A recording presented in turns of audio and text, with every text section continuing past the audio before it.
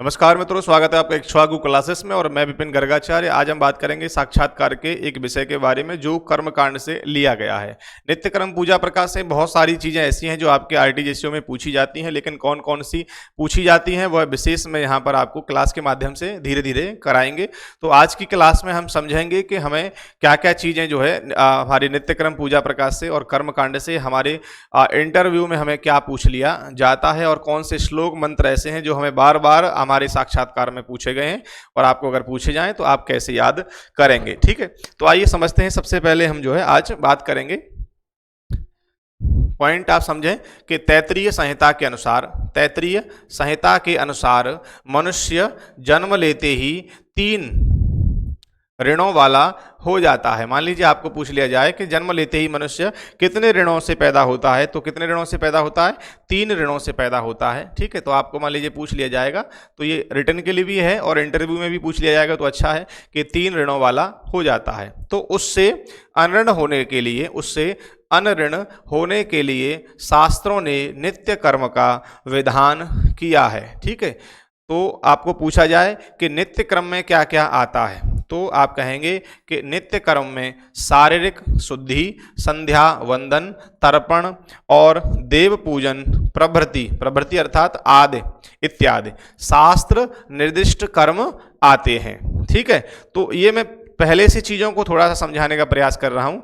ये आपको बताऊंगा कि ये चीज़ें कैसे आपको पूछी जाएंगी। आइए ऊपर करता हूँ तो मैं आपको बताता हूँ।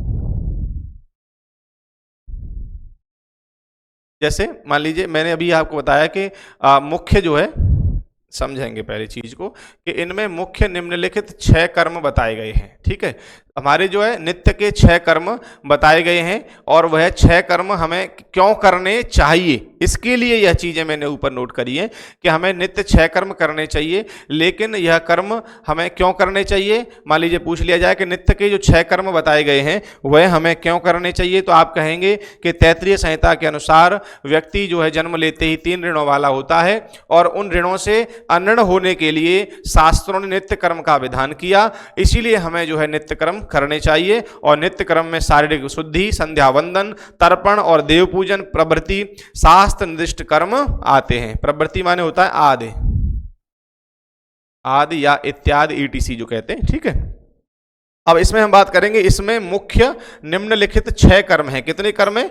व्यक्ति के जो नित्य के कितने कर्म बताए गए हैं, अगर आपको पूछ लिया जाए कि व्यक्ति के नित्य कर्म कितने हैं, रोज के जो कर्म बताए गए हैं शास्त्र के अनुसार कितने बताए गए हैं, तो आप कहेंगे सर 6 बताए गए हैं। आपको पूछेंगे कि वह कौन कौन से हैं, तो आप जो है श्लोक अगर वहां सुनाते हैं तो बहुत अच्छा है। अगर आपको पूछा जाए तो आप वहां पर ये श्लोक वहां सुना सकते हैं कि संध्या स्नानम जपश्चैव देवतानां च पूजनम वैश्वदेव तथा आदित्य षट्कर्माणि दिने दिने। तो यह श्लोक अगर आप वहां पर सुनाते हैं, ये क्या है? श्लोक है। ठीक है, तो आप इसको याद कर लेंगे तो बहुत अच्छा है और याद करने ही है। जो भी श्लोक आपको आपकी इंटरव्यू की क्लासों में कराए जाएंगे वह श्लोक आपको याद करने हैं, क्योंकि वहां पर पूछे ही जाते हैं। ठीक है, तो यह हो गया हमारे 6 जो हमारे कर्म हैं नित्य के, वह कौन कौन से हैं, यह श्लोक आप सुना सकते हैं। कौन कौन से हैं? स्नान, संध्या, जप, देव पूजन, बलि वैश्वदेव और अतिथि सत्कार प्रतिदिन करने चाहिए। ये 6 कर्म नित्य के बताए गए हैं। ठीक है, आइए बात करते हैं हम आगे के बारे में। नित्य के आपने समझ लिए 6 कर्म होते हैं और कौन कौन से होते हैं और हमें क्यों करने चाहिए ये भी आपने समझ लिया, क्योंकि व्यक्ति 3 ऋणों से पैदा होता है, उन ऋणों से उन्नृण होने के लिए उसे यह कर्म करने पड़ते हैं। ठीक है, अब बात करेंगे हम ब्रह्म मुहूर्त की। आपको पूछा जाए ब्रह्म मुहूर्त कब होता है बताइए, तो आप कहेंगे कि श्रीमान जी सूर्योदय से 4 घड़ी लगभग 1.5 घंटे पूर्व ब्रह्म मुहूर्त होता है। बस छोटी सी बात है, बस आपको याद करना है। पूछ लिया जाए कि ब्रह्म मुहूर्त कब होता है, रिटर्न में भी आ जाएगा तो भी आप अच्छे से कर सकते हैं। और अगर आपको पूछ लिया जाए कि ब्रह्म मुहूर्त होता क्या है, तो सूर्योदय से 4 घड़ी लगभग 1.5 घंटे पूर्व ब्रह्म मुहूर्त होता है। ठीक है, आइए बात करते हैं हम आगे के बारे में। अब आपको पूछा जाए कि करावलोकन क्या होता है, वैसे तो ये पूछा नहीं जाएगा, आपको पूछा जाएगा करावलोकन का मंत्र सुनाइए। तो करावलोकन का मंत्र ये है, ठीक है, कि करावलोकन का मंत्र सुना दीजिए। तो आप ये सुना सकते हैं, सबको याद होगा, लेकिन फिर भी मैं आपको जो है यहाँ बता रहा हूँ। और ये जो भी जो पीडीएफ में आपको बता रहा हूँ ना, ये आपको नोट करने की जरूरत नहीं है, सिर्फ आप क्लास में समझें। यह पीडीएफ आपको आपकी एप्लीकेशन में ही आपके कोर्स के अंदर आपको मिलेगी, आप वहाँ से प्रिंट करके इसका जो है तैयारी कर सकते हैं, ठीक है। तो करावलोकन क्या होता है, चीजें समझ लें, इसलिए मैंने थोड़ा आपको यहां लिख दिया है। वैसे तो करावलोकन का सीधे सीधे मंत्र आपको दे सकते थे, लेकिन फिर भी मैं आपको समझा रहा हूं कि पूछा जाएगा कि करावलोकन करते कैसे हैं। तो आंखों के खुलते ही दोनों हाथों की हथेलियों को देखते हुए श्लोक का पाठ करना करावलोकन कहलाता है, ठीक है। अगर आपको पूछ लिया जाए, कोई बहुत से छात्र ऐसे होंगे जो पंडिताई नहीं करते हैं या कभी पंडिताई से अटैच नहीं रहे हैं, तो उन्हें पता नहीं है कि करावलोकन कैसे किया जाता है। तो आप समझ सकते हैं, इसलिए मैंने थोड़ा सा यहाँ इसको सरल भाषा में लिखने का प्रयास किया है। तो क्या है करावलोकन, आप समझेंगे कि आंखों के खुलते ही दोनों हाथों की हथेलियों को देखते हुए श्लोक का पाठ करना करावलोकन कहलाता है। तो करावलोकन का मंत्र अगर आपसे पूछते हैं तो कराग्रे वस्ते लक्ष्मी, कर मध्य सरस्वती, कर मूले स्थितो ब्रह्मा, प्रभाते कर दर्शनम। ये कहाँ से लिया गया है, ये आचार्य प्रदीप पुस्तक का नाम है, वहां से यह मंत्र श्लोक लिया गया है। तो ये हो गया हमारा करावलोकन। अगर आपको पूछ लिया जाए करावलोकन का मंत्र, तो आपको ये सुनाना है, याद कर लीजिएगा। और ये कैसे किया जाता है, तो ये आप यहाँ समझ सकते हैं, ठीक है। आइए बात करते हैं हम आगे की ओर। करावलोकन मंत्र हो गया, उसके बाद में करावलोकन मंत्र में जो है मंत्र का जो अर्थ है वह थोड़ा समझ लीजिए कि हाथ के अग्रभाग में लक्ष्मी होती हैं, हाथ के अग्रभाग में लक्ष्मी, हाथ के मध्य भाग में सरस्वती, हाथ के मूल भाग में ब्रह्मा जी निवास करते हैं। अतः प्रातःकाल दोनों हाथों का अवलोकन करना चाहिए, इसी को करावलोकन कहते हैं। कराग्रे वस्ते लक्ष्मी, अग्रभाग में लक्ष्मी, कर मध्य सरस्वती, मध्य में सरस्वती, कर मूले स्थितो ब्रह्मा, हाथ के मूल भाग में ब्रह्मा जी निवास करते हैं। प्रभाते कर दर्शनम, प्रातःकाल दोनों हाथों का, करों का अवलोकन करना चाहिए। ये श्लोक का अर्थ है, जिससे याद करने में आपको आसानी रहेगी। इसके बाद हम समझेंगे भूमि वंदना। अगर आपको पूछ लिया जाए कि भूमि वंदना का श्लोक सुनाइए, तो आप क्या सुनाएंगे, भूमि वंदना। यह श्लोक आपको याद करना है। भूमि वंदना, समुद्र वसने देवी, पर्वत स्तन मंडिते, विष्णु पत्नी नमस्तुभ्यम, पाद स्पर्श क्षमस्व मे। अगर आपको यह पढ़ने में नहीं आ रहा है, मैंने बहुत ही इसको जो है शॉर्ट करके लिखा है। देखिए, अगर आपको ये पढ़ने में नहीं आता है तो आप इसको छोटा कर सकते हैं। जैसे समुद्र, समुद्र यहाँ से आप कट कर लेंगे, इसको अलग कर देंगे, लिखेंगे तो समुद्र, यह याद करिए, समुद्र, वसने देवी, यहाँ से करिए पर्वत, स्तन, यहाँ से करिए मंडिते। इसको जो है तोड़ लीजिए, तोड़ करके आपको याद करने में आसानी होगी, पढ़ने में आसानी होगी, ठीक है। तो समुद्र वसने देवी, पर्वत स्तन मंडिते, विष्णु पत्नी, यहां से भी तोड़ सकते हैं, विष्णु पत्नी नमस्तुभ्यम, पाद यहां से तोड़ दीजिए, स्पर्श क्षमस्व में। तो याद करने में आपको श्लोक को आसानी होगी, यह याद करने का तरीका है। और याद करने का एक बहुत ही बेहतर और विशेष तरीका बताऊं, जिससे आप इन श्लोकों को और मंत्रों को याद करेंगे। यह पीडीएफ आपको मिलेगी, इन श्लोकों को सीरियल वाइज आप लिख लीजिए। वैसे तो लिखे हुए हैं, फिर भी लिख लीजिए, एक हाथ से अपना लिखने का प्रारंभ कीजिए। और प्रतिदिन प्रातःकाल अपना पूजा पाठ करके जितने भी यह मंत्र हैं इनको डेली बोलिए। दिन में कम से कम आप इनको 5 से 10 बार रिवीजन करिए, रटना नहीं है, सिर्फ रिवीजन करना है। 5 से 10 बार रिवीजन करिए, 5 से 10 बार रिवीजन करिए।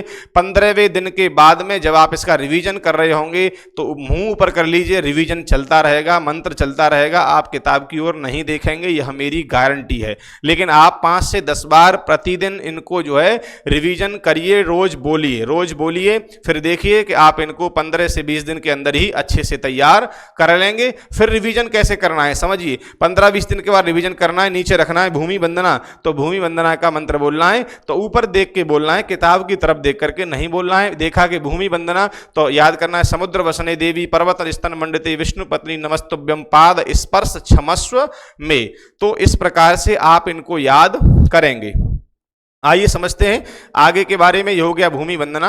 अब हम बात करेंगे प्रातःकाल मंगल दर्शन। आपको पूछ लिया जाए प्रातःकाल मंगल दर्शन में कौन कौन सी चीजें आती हैं, तो गौरोचन, चंदन, सुवर्ण, शंख, मृदंग, दर्पण, मणि आदि मांगलिक वस्तुओं का दर्शन करें तथा गुरु, अग्नि और सूर्य को नमस्कार करना मंगल दर्शन कहलाता है। आपको पूछ लिया जाए मंगल दर्शन में कौन कौन सी चीजें आती हैं, तो मंगल दर्शन में ये चीजें आती हैं। आइए बात करेंगे हम आगे के बारे में। आपको पूछा जाएगा मानसिक शुद्धि का मंत्र बोलिए। जैसे आप वहां पूछा जाए आप बोलना प्रारंभ कर दीजिए, ठीक है। देखिए जैसे वह पूछेंगे मानसिक शुद्धि का मंत्र बोलिए, आप शुरू करेंगे ओम अपवित्र पवित्रो वा, वो कह देंगे ठीक है। दूसरा कुछ और आपके सामने रख देंगे, ठीक है स्वस्ति वाचन सुनाइए। तो ऐसा नहीं है कि यह पूरा मंत्र वह आपसे सुने, क्योंकि वहाँ बहुत सारे कैंडिडेट पीछे बैठे हुए हैं जिनका नंबर आना है और सबका इंटरव्यू लेना, इतना समय उनके पास नहीं है। लेकिन वह जानना चाहते हैं कि इस व्यक्ति को पता है कि नहीं पता है। उन्होंने कहा कि श्री सूक्त सुनाइए और आपने श्री सूक्त सुनाना प्रारंभ कर दिया, या उन्होंने कहा स्वस्ति वाचन सुनाइए, आपने स्वस्ति वाचन सुनाना प्रारंभ कर दिया, स्वस्ति न इंद्रो वृद्धश्रवा, यहीं पर हो सकता है कि यहीं छोड़ दें, या एक श्लोक पूरा सुन लें उसके बाद छोड़ दें। पूरा स्वस्ति वाचन आपसे नहीं सुनेंगे, एक दो श्लोक श्री सूक्त के सुन करके छोड़ दें कि ठीक है चलिए आगे बताइए, क्योंकि पूरा उनके पास सुनने के लिए समय नहीं है। तो अगर आप पूरा याद नहीं कर पा रहे, मेरा वैसे विशेष तो देखिए आपको ये कार्य वहां जाके करना है तो आप पूरा याद करें, लेकिन नहीं कर पा रहे हैं तो कम से कम प्रथम के 4-5 श्लोक तो बहुत अच्छे से तैयार कर लीजिए कि आप जो है वो कहें तो बोलना प्रारंभ कर दें। और दूसरा एक बात समझेंगे, स्वस्ति वाचन, जैसे आपको उन्होंने कहा कि स्वस्ति वाचन सुनाइए, तो आपको स्वस्ति न इंद्रो वृद्धश्रवा से ही शुरू करना है। ऐसा नहीं कि ओम आनो भद्रा कर्तवो जंतु से आप शुरू कर रहे हैं, नहीं, ऐसा नहीं करेंगे। आप वहां एक्सपर्ट बनने की कोशिश बिल्कुल भी ना करें, सामान्य व्यक्ति बन करके रहें, ठीक है। तो ये चीजें मैं आपको आगे बताऊंगा कि आपको वहां कैसे बैठना है, कैसे बात करनी है। चीजें मैं पहले ही बता चुका हूं आपको क्लास में, लेकिन आगे भी मैं आपको डीपली और बताऊंगा, तब तक आप तैयार कर लीजिए पहले इनको। तो ये मानसिक शुद्धि का मंत्र हो गया, ओम अपवित्र पवित्रो वा सर्वावस्थाम गतोपि वा य स्मरेत पुंडरीकाक्षम सवायवंत्र शुचि। तो ये आप मानसिक शुद्धि का मंत्र अगर आपको पूछ लिया जाता है सुनाइए, तो आपको ये सुनाना है। आइए बात करते हैं हम प्रातः स्मरणीय श्लोक। आपको पूछ लिया जाए कि प्रातः स्मरणीय जो श्लोक हैं उसमें से गणेश स्मरण कैसे करेंगे। प्रातः स्मरणीय श्लोक में गणेश जी का स्मरण, तो ये जो है पीडीएफ आपको मिलेगी, नोट करने की जरूरत बिल्कुल भी नहीं है, आप इनको बस जो है तैयार इसी में से याद करेंगे। तो मैं एक बार बोल के आपको सबको ये सुना दे रहा हूं, आप अच्छे से तैयार कर लीजिएगा। प्रातः स्मरामि गणनाथ मनाथ बंधुम सिंदूर पूर पर शोभित गंड युग्मम उद्दंड विघ्न परिखंडन चंड दंड माखंड लाद सुर नायक वृंद वंदम। तो आप जो है इसको अच्छे तरीके से मैंने बहुत जो है तोड़ करके लिखा है कि आप इसको याद कर सकें, आपको समस्या ना हो। तो ये हो गया हमारा गणेश स्मरण, ठीक है। आगे बात करेंगे हम, गणेश जी का पूछ लिया जाए तो आपको ये सुनाना है, आपको विष्णु जी का पूछ लिया जाए तो आपको ये सुनाना है विष्णु स्मरण। प्रातः स्मरामि भववीत महार्तिनाशम नारायणम गरुणवाहनम अब्जनाभम ग्राहा विभूत वरवारण मुक्त हेतु चक्रायुधम तरुणम बारिज पत्र नेत्रम। तो ये विष्णु जी का स्मरण हो गया, आप इसको अच्छे से याद कर लीजिए और लयबद्ध आपको वहां पर सुनाना है, अच्छे से सुनाना है, ठीक है। तो विष्णु जी का स्मरण पूछा जाए, शिव स्मरण, तो ये हो गया शिव स्मरण। शिव स्मरण कैसे बोलेंगे, प्रातः स्मरामि भववीति हरम सुरेशम गंगाधरम वृषभ वाहन अंबिकेशम खटवांग शूल वरदा भयहस्तमीशम संसार रोग हरमोषधम द्वितीयम। तो इस प्रकार से शिव स्मरण आप वहां पर सुनाएंगे, ठीक है। साफ बोलना है एकदम, आपको स्वच्छ और साफ चीजें वहां बोलनी है जिससे वह समझ सकें कि आप ठीक बोल रहे हैं। पूरा आपसे नहीं सुनेंगे, हो सकता है प्रातः स्मरामि भववीत हरम सुरेशम, यहीं से समझ जाए कि यह व्यक्ति जानता है। बात आगे रख देंगे कि अब आप हमको देवी स्मरण सुनाइए, तो आपको देवी का जो है स्मरण सुनाना है। प्रातः काल देवी का स्मरण आप कैसे करेंगे, तो आप सुनाएंगे प्रातः स्मरामि शरदिंदु करोज्ज्वलाभा सद्रत्नम वन्वकर कुंडल हार भूषाम दिव्यायुधोर्जित सुनील सहस्रहस्ताम रक्तोत्पलाभचरणा भवती परेशाम। तो ये हो गया देवी का स्मरण, इसको आप याद कर लेंगे। देवी का स्मरण अगर पूछा जाता है तो आपको ये सुनाना है। यह बहुत ही महत्वपूर्ण है, इनको याद जरूर करिएगा। ऐसा नहीं कि बस सिर्फ समझ लें और आप जो है इसको PDF प्रिंट करके रख लें, ऐसा नहीं चलेगा। आपको धर्म शिक्षक धर्मगुरु बनना है, इंटरव्यू पास करना है, तो ये आपको याद करने पड़ेंगे। सूर्य का स्मरण आपसे पूछा जाए, प्रातः स्मरामि खल तत्सवितुर्वरेण्यम रूपम हि मंडलम रचो अत तनुर्जजूषिम सामान्यस्य किरणा प्रवाद हेतुम ब्रह्मा हरात्मक मलक्ष्य मचिन्त्य रूपम। तो ये सूर्य का स्मरण आप सुना सकते हैं। बात करेंगे त्रिदेवों के साथ नवग्रह स्मरण। नवग्रह का स्मरण त्रिदेवों के साथ अगर आपको पूछ लिया जाता है कि बताइए, तो आप कहेंगे ब्रह्मा मुरारी त्रिपुरांतकारी भानु शशि भूमि सुतो बुधश्च गुरुश्च शुक्र शनि राहु केतव कुर्वन्तु सर्वे मम सुप्रभातम। ये हो गया त्रिदेवों के साथ नवग्रह स्मरण। ये मंत्र बहुत ही महत्वपूर्ण है, कई बार आपके RTGCO के इंटरव्यू में पूछे जाते हैं, विशेष ध्यान रखिएगा। ठीक है, आइए बात करते हैं हम आगे। ऋषि का स्मरण अगर पूछ लिया जाए कि ऋषियों का स्मरण हमें बताइए, तो आपको भृगुर्वशिष्ठ क्रतुर अंगिराश्च मनु पुलस्त्य पुलहश्च गौतम रेभ्यो मरीश्च च्यवनश्च दक्ष कुर्वन्तु सर्वे मम सुप्रभातम। तो ये हो गया ऋषियों का स्मरण, तो ये आप सुना सकते हैं, अच्छे से ध्यान रखिएगा। आगे प्रकृति का अंतिम जो स्मरण है हमारे प्रातः स्मरणीय श्लोकों में कौन सा है, प्रकृति का स्मरण।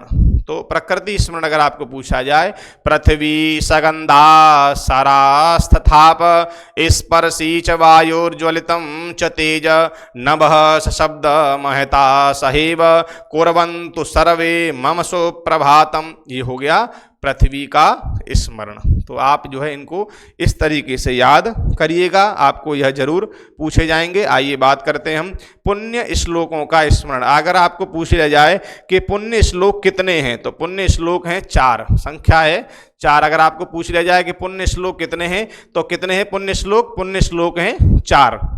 कौन कौन से सुनाइए, अगर आपको पूछ लिया जाए कि पुण्य श्लोक सुनाइए, ठीक है, तो आपको क्या कहना है? पुण्य श्लोको नलो राजा पुण्य श्लोको जनार्दन पुण्य श्लोका च वैदेही पुण्य श्लोको युधिष्ठिर। ये हमारा पहला हो गया। दूसरा है अश्वत्थामा बलिर्व्यासो हनुमाश्च विभीषण कृपः परशुरामश्च सप्तेते चिरजीवितः चिरजीविनः। तो अगर आपको देखिए ये पूछा जाए ना कि जो है सप्त चिरंजीवी कौन है, तो ये श्लोक आप सुना सकते हैं, यह 7 जो है चिरंजीवी हैं। ठीक है, तो ये हमारा दूसरा पुण्य श्लोक हो गया।